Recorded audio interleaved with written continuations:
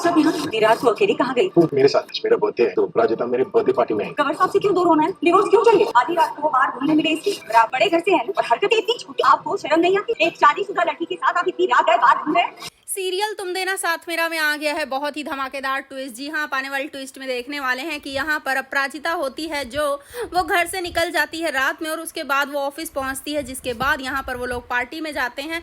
यहाँ रक्षित बहुत ही ज़्यादा खुश होता है कि फाइनली चलो चलो अपराजिता आई तो सही। वेल इसी के बाद जब अपराजिता को छोड़ने के लिए अब रक्षित आता है यहाँ पर उसकी दोस्त के घर पर, उसी दौरान वहाँ पर अपराजिता देखती है कि उसकी पूरी फैमिली वहीं पर है और सब लोग अप्पू के बारे में पूछ रहे हैं। तभी यहाँ पर अब जो उसकी माँ होती है वो कहती है कि अप्पू तू कहाँ थी, जिसके बाद अब यहाँ पर वो कहती है मतलब मैं, तभी पीछे से रक्षित कहता है वो मेरे साथ थी, आज मेरा बर्थडे है तो मेरी पार्टी में गई थी। जिसके बाद यहाँ पर अब जो अप्पू की माँ होती है वो तो बहुत ही ज़्यादा गुस्से में आ जाती है और कहती है कि तुझे किस लिए डाइवोर्स चाहिए? इसीलिए चाहिए ना कि रात भर इधर उधर घूम सके, और तुम्हें शर्म नहीं आती? तुम एक शादीशुदा लड़की के साथ इतनी रात गए घूम रहे हो।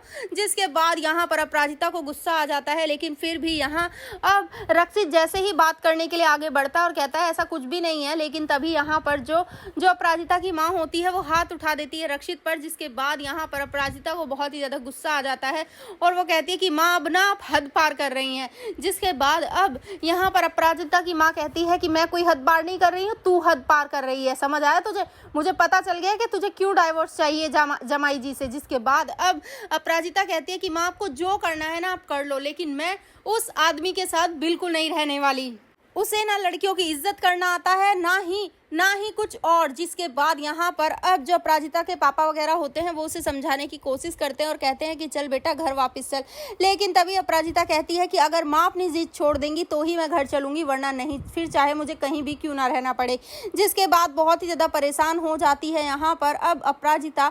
वेल वहाँ से अब वो जाने लगती है, लेकिन तभी यहाँ पर अपराजिता के पापा उसे रोकने की कोशिश करेंगे। लेकिन इसके बाद रक्षित का हाल क्या होगा? क्या वो अपराजिता की फैमिली को फिर से मुंह दिखा पाएगा? भैया आप इतने एक्साइटेड आने वाले ट्विस्ट के लिए हमें कमेंट जरूर करें। ऐसे ही खबरों से जुड़े रहने के लिए आप हमारे चैनल को जरूर सब्सक्राइब कर लें।